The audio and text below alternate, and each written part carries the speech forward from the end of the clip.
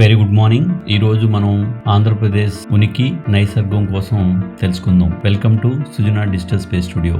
ఆంధ్రప్రదేశ్ రాష్ట్రం 1956 నవంబర్ 1వ తేదీన పొట్టి శ్రీరాములు గారు చేసిన ఉద్యమం కారణంగా భాషా ప్రయుక్త రాష్ట్రాల ప్రాతిపదికన ఏర్పడిన మొట్టమొదటి రాష్ట్రం మన ఆంధ్రప్రదేశ్. అనగానే ఆంధ్రప్రదేశ్, తెలంగాణ. ఆంధ్రప్రదేశ్ భారతదేశ జనాభాలో విస్తీర్ణంలో అప్పటికి 5వ స్థానం ఆక్రమించింది. అప్పటి ఆంధ్రప్రదేశ్ విస్తీర్ణము 2,75,068 చదరపు కిలోమీటర్ల విస్తీర్ణంలో మధ్యప్రదేశ్, రాజస్థాన్, మహారాష్ట్ర, ఉత్తరప్రదేశ్ తర్వాత స్థానం ఆంధ్రప్రదేశ్ దే. ఇప్పుడు ఇది ఆంధ్ర, తెలంగాణ కలిపి ఉన్నప్పుడు 1956 నవంబర్ 1వ తారీఖు. ఇంకా మనకి ఆంధ్రప్రదేశ్ విడిపోయాక మనకి సరిహద్దులు ఏంటి? ఆంధ్రప్రదేశ్ తూర్పున బంగాళాఖాతం, దక్షిణాన తమిళనాడు, పశ్చిమాన కర్ణాటక, ఉత్తరాన ఇప్పుడు తెలంగాణ, మనకి ఒరిస్సా రాష్ట్రాలు సరిహద్దులుగా ఉన్నాయి. మనకి మెయిన్ గా ఇక్కడ ఆంధ్రప్రదేశ్ లో కోస్తా ఆంధ్ర, రాయలసీమ ఈ రెండు ప్రధాన ప్రాంతాలు. కోస్తా జిల్లాలు మనకు తెలుసు: శ్రీకాకుళం, విజయనగరం, విశాఖపట్నం, తూర్పుగోదావరి, పశ్చిమ గోదావరి, కృష్ణా, గుంటూరు, ప్రకాశం, నెల్లూరు. రాయలసీమ జిల్లాలు మీకు తెలుసు: చిత్తూరు, కడప, కర్నూలు, అనంతపురం. ఆంధ్రప్రదేశ్ 3 సహజ మండలాలుగా ఉన్నాయి: పశ్చిమ పీఠభూమి, తూర్పు కనుమలు, తీర మైదానం. పశ్చిమ పీఠభూమి, దీని ద్వీపకల్ప పీఠభూమి అని కూడా అంటారు. ఇది పురాతనమైన పెనిప్లేన్. ఇది ఆర్కియాన్ నైస్ గ్రానైట్ శిలతో కూడి ఉన్నది. ఇది రాయలసీమలో అనంతపురం, కర్నూలు జిల్లాల్లో. నెక్స్ట్ పీఠభూమి ప్రాంతంలో గ్రానైట్, నైస్ శిలలతో శైథిల్యంతో తయారైన నిస్సారమైన వాలు కామృతికలు ఎక్కువగా ఉన్నాయి. ఇక్కడ వర్షపాతం చాలా తక్కువ, 63 నుంచి 100 సెంటీమీటర్లు. ఉష్ణోగ్రత చూస్తే 35 డిగ్రీలు.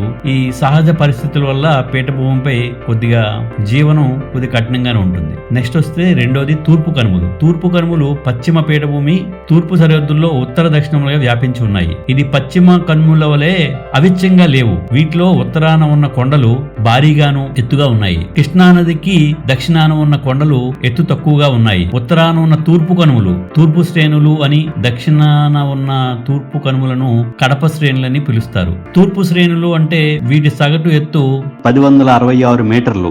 వీటిలో అత్యంత ఎత్తైన పర్వతం మహేంద్రగిరి. దీని ఎత్తు 1544 మీటర్లు. విశాఖపట్నం దగ్గర సముద్రంలో చొచ్చుకుని ఉన్న డాల్ఫిన్ నోసు, కైనకొండ, యారాడకొండ, ఉభయ గోదావరి జిల్లాల్లో పాపికొండలు, దూమకొండలు వీటిలోకే వస్తాయి. గోదావరి నది పాపికొండల మధ్య అత్యంత ఇరుకైన లోయలో గోదావరి నది ప్రవహిస్తుందని మనందరికీ తెలుసు. కడప శ్రేణులు గురించి మాట్లాడుకుంటే కృష్ణా నది దక్షిణాన ఉన్న నల్లమల కొండలు, ఎర్రమల కొండలు, వేలికొండలు, పాలకొండలు, శేషాచలం కొండలు, వీటినంటి కలిపి కడప శ్రేణి కొండలు అంటాం. వేలికొండలు సువర్ణముఖి నదిలో నుండి ఉత్తర దిశగా నెల్లూరు, ప్రకాశం, గుంటూరు జిల్లాల్లో తూర్పు తీరాన్ని అనుసరించి ఉంటాయి. నల్లమల కొండలు అంటే నల్లమల కొండలు వేలికొండలకు పశ్చిమాన ఆనుకుని ఉన్నాయి. ఇవి కడప, నెల్లూరు, కర్నూలు జిల్లాల్లో వ్యాపించి ఉన్నాయి. పాలకొండలు చిత్తూరు జిల్లా అంతటా వ్యాపించి ఉన్నాయి. శేషాచలం కొండలు, ఎర్రమల కొండలు మధ్య పాలకొండలు కడప, చిత్తూరు జిల్లాల్లో వ్యాపించి ఉన్నాయి. శేషాచలం కొండలు, ఎర్రమల కొండలు మధ్య నంద్యాల లోయ ఉన్నది.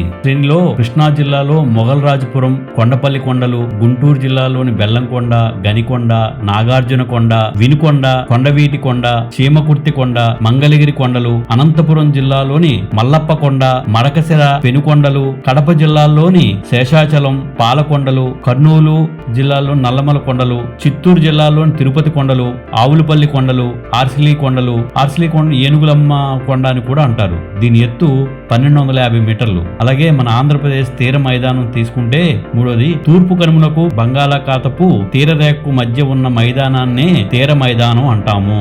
దీని ఎత్తు 5 మీటర్ల నుండి 50 మీటర్లు మాత్రమే ఉన్నది. ఇది పూర్తిగా నదులు తెచ్చిన ఒండ్రు మట్టి వల్ల ఏర్పడింది. ఇది ఉత్తరాన మహేంద్రగిరి నుంచి దక్షిణాన పులికాట్ సరస్సు వరకు దాదాపు 950 కిలోమీటర్ల పొడవును వ్యాపించి ఉన్నది. ఇది ఉత్తరాన మహేంద్రగిరి వద్ద 19 కిలోమీటర్ల వెడపులో లాంగిట్యూడన్లు వంశధార నదులు డెల్టాలతో ప్రారంభమై మధ్య భాగంలో గోదావరి, కృష్ణా డెల్టా ప్రాంతంలో 160 కిలోమీటర్లకు పెరిగి దక్షిణంగా పోను సన్ననై నెల్లూరుకు దక్షిణంగా 22.5 కిలోమీటర్లు తగ్గి పులికాట్ సరస్సు దగ్గర ఆగిపోతుంది. గోదావరి డెల్టా ధవళేశ్వరం వద్ద ప్రారంభమై 70 కిలోమీటర్ల దూరం సముద్ర తీరం వరకు ఉన్నది. కృష్ణా కృష్ణా డెల్టా విజయవాడ దగ్గర ప్రారంభమై సముద్ర తీరం వరకు 70 కిలోమీటర్లు వ్యాపించి ఉన్నది.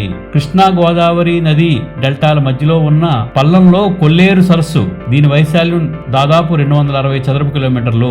సముద్ర తీరం వెంబడి కొన్ని కిలోమీటర్ల వరకు భూమి చిత్తడి అడవులతో ఇసుక దిబ్బలతో కూడా ఉంది. సముద్ర తీర రేఖ ఆంధ్రప్రదేశ్ దాదాపు 972 కిలోమీటర్ పొడవు గల సముద్ర రేఖను కలిగి ఉన్నది. అన్ని రాష్ట్రాల తీరరేఖల కంటే ఆంధ్రప్రదేశ్ తీరరేఖ పొడవు ఎక్కువ.